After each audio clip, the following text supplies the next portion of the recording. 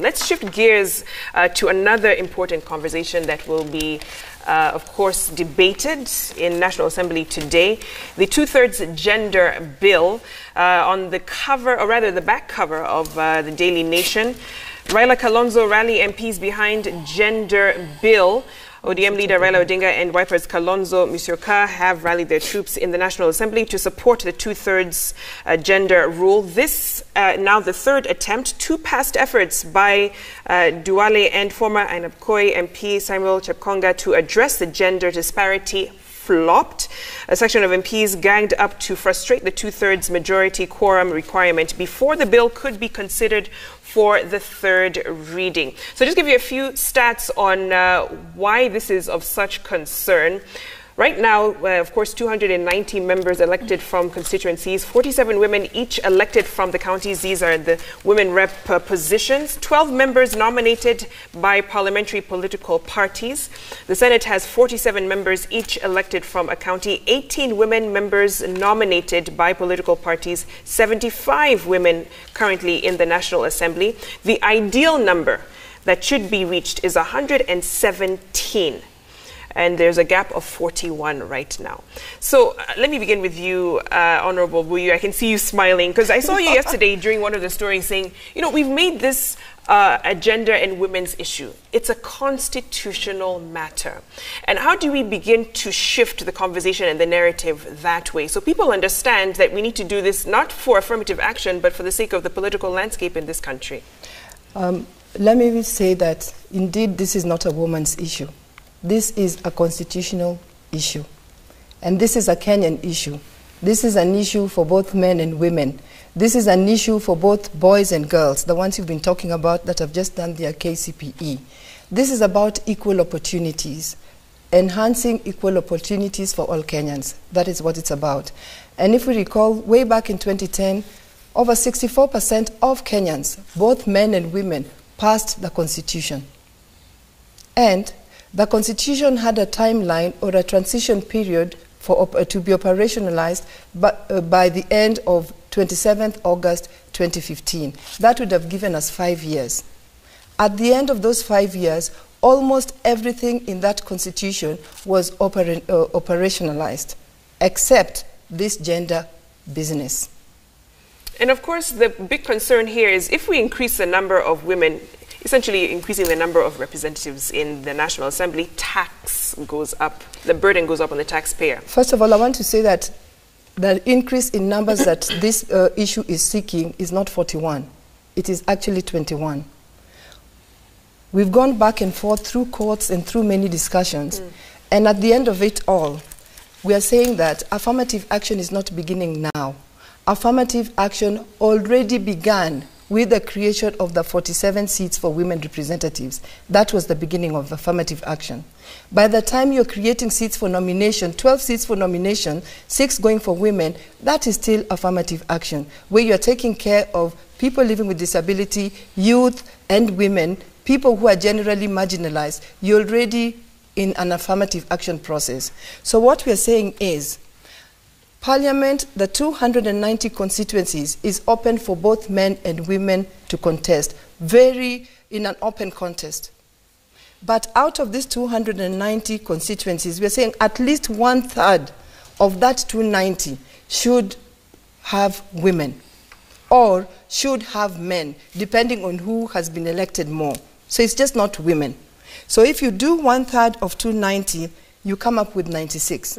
So we are saying that in a parliament or in National Assembly where you have 290 members, at least 96 of them should be of either gender. In this case, women, because more are men. Right. But we are saying out of this 96, we already have 47 women in parliament on affirmative action. We have out of this 96, 23 who've been elected who are women. So that adds the number of women. We also have another 6 women who've been nominated, bringing a total number of women in this parliament, in this National Assembly, to 76. So we are doing simple arithmetic and subtracting 76 from 96. Right. Honorable Oluwach, the last time this bill came to the floor of the National Assembly, it failed because of a quorum hitch. But a quorum hitch can't be the only reason it failed. What other hindrances could contribute to this not coming into law? I think perhaps maybe trying to appreciate it along the lines that has been espoused by Honorable Buyu. Perhaps men hadn't quite appreciated the magnitude of these. I don't want to say men or the cause for it failing, but you will remember that this is a male-dominated parliament. So if all the women turned up and the men didn't, of course, you make your own conclusions.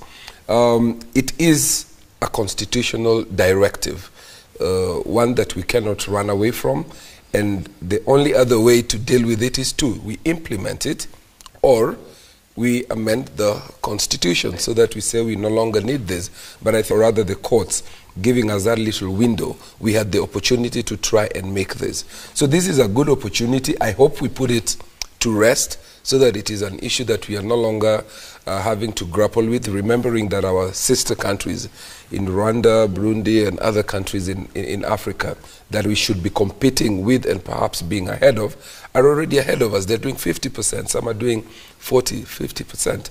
We should doing 64%. Yes. So there is no reason why Kenya shouldn't be in that league. Having said that, let me address the question of the wage bill. I do not occupy this position that Kenya's bloated tax regime is because of the number of parliamentarians we have. I have said that here before, and the statistics and research is out there. Out of the 3.023 trillion Kenyan budget for this 2018-2019, 53% or 54% is the executive. Then you have another 29-30% by consolidated fund. Consolidated fund is funds drawn and used by the government for emergency reasons. So a total of about 80-something% of our 3-point-something trillion is controlled by the executive. So the elephant in the house, if you're looking where we should do any cuts, is actually in the executive. Is it bloated? Is it a big size? Is it too much? Is there too much wastage? Are there gaps in corruption?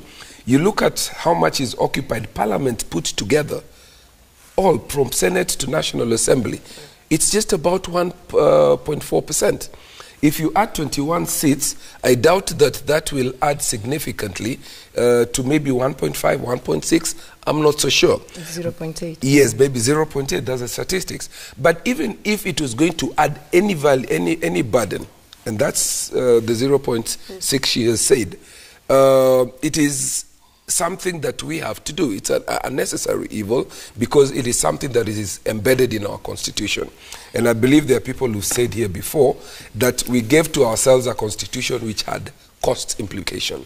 So wrapping up on that, there are people who've been talking about the referendum and saying, let's go to a referendum because they brand it as a punguza mzigo thing. I think it is wrongly characterizing the question of referendum. If you go to a referendum on that wrong premise and you don't reduce the burden, you're going to have to answer to the Kenyans. Lastly, I've said and I support the issue of affirmative action, but affirmative action everywhere has always been a stopgap measure. It cannot be something that we make live as usual or a permanent way of life. Right. There must be a sunset date. And let's agree in this debate, is it 20 years, is it 30 years? How long will it take us to bring women to par? And there may be time when the men will be on the other side, but it cannot be something that we legislate permanently into the constitution. And which is why I have a problem with the Duale bill. The constitution on the 2/3 gender rule said that Parliament shall enact legislation to achieve the 2/3. So you cannot implement the constitution by amending it. I think what we should have done is to come up with legislation, a statute, not to amend the constitution in order to implement it. But let's have a sunset date. And lastly, let's have a list of a nomination list that is prepared before. And let's have women competing first. I think one of the criteria should be, I don't know whether you will agree with me, because if we don't, a lot of women will sit back and say, we have this window. So I'll just wait. If I'm a woman, I'll just wait. I don't want to waste money. I don't want to be called names on the platform. I don't want to risk you throwing stones at me. Let's say that these names which will be filled at the end, the first criterion should be a woman who competitively put her neck on the line and said, I can do it like the men. But even beyond that, Honorable Wamalwa, political parties also are to blame at times because they do not also push forward the names or female politicians in a lot of the positions for elective posts. So we also need to deal with how political parties are structured beyond the legal aspect and the legislative aspect of this gender bill. Thank you. Before I respond to that, I want to correct my friend, lawyer Tom Olwach. The Duale bill is not amending the Constitution. Yes, that's what the Duale bill is operationalizing the Constitution. Yes. How do you do that? By statute, not yes, by that's how not it a is. constitutional bill? No. Let me explain. You know, when you look at the Constitution has its articles. But for them to be effected, they must be operationalized. Yes. And when you look at this, the Constitution, I think it's scheduled 5 or 6, where we have specific time frames of operationalization of the Constitution.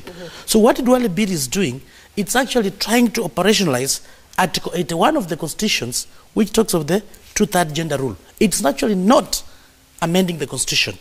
And based on the Constitution, actually it's gone out of the time frame that it was allowed to do that.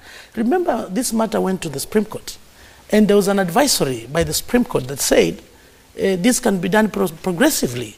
And in many other jurisdictions, when it comes to issues of affirmative, they have always sunset clause. Normally, it's given a time frame of 20 years. But coming to this, because I had a privilege of being in the other parliament, unlike my colleagues here, so I have some experience that we can share. In the last parliament, we really supported the gender bill. And I want to thank Honorable Duale. And there was also Honorable Chepkonga. Chepkonga by then was the chair of the JLAC, the Justice and Legal Affairs Committee. And they tried to consolidate the two bills. Then Duale picked it up. At that time, things were very hot. Nobody was actually willing. So Duale picked it up. The lobbying that is being done is not any extraordinary. Even in the last parliament, this lobbying was done. And I want this issue to be implemented. But the issue is this: some of the women themselves, they were even missing in parliament at that particular time. Today, when we are going to debate, I want you to monitor, see which women are there, which women are not there. Some of the women were missing. Even when this matter people are trying to debate, you find some women are shying away from debating on this matter. Unlike women like Rosa Buyu, I'm hoping we have many of the Rosa Buyus in parliament. We are optimistic. We want to pass this. And this matter is also coming, actually, in court. But the issue is this: Parliament on its role has tried to put all measures in place to show that they are really committed to operationalization of this Article 81 of the Constitution. So the issue is this: we should also do some civic education to the voters. Look at today's KCP. A lady woman was #1. So it doesn't mean that women are any weaker. What is there, we must sensitize the public. When we go to the issues of voting, let's give women also an opportunity. Again, Duale bill, what he's trying to do, he wants to borrow from what is done, Article 177 of the Constitution, that is done with the county assemblies, where you tabulate and see how many positions have gone to the women, how many have gone to the men. So once you get the difference, that difference is the one now you nominate the women. Yes. That is actually the object of Duale bill.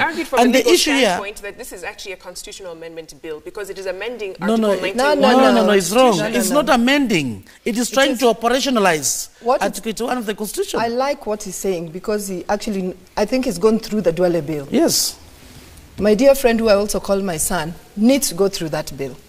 What that bill seeks to do, exactly like when you talk about amending, it's like changing clauses or articles. Like I was changing the election date. No, that was amending. Like what he was doing with the election date. This one is operationalizing. But what it does is, for example, it's touching on Article 90, Article 97, and Article 98. What it's doing to Article 90 is just realigning just realignment. That cannot be called amending. What do you call that? If you're realigning, but you're changing. It's not changing meaning. It's not changing meaning. Amending should change meaning. Literal interpretation of statute means you just read it literally. It reads, the nini is amended at this. Whether you add a comma, it is amending. You start by literal interpretation. Yeah, but what's a literal interpretation of the bill? It's amending. Whether it is to align, amend to align, amend to operationalize, and the argument but it has is amending. been the Constitution did not lay out how this was going to be implemented. Hence now the need to amend, as we're seeing, by Duale's bill.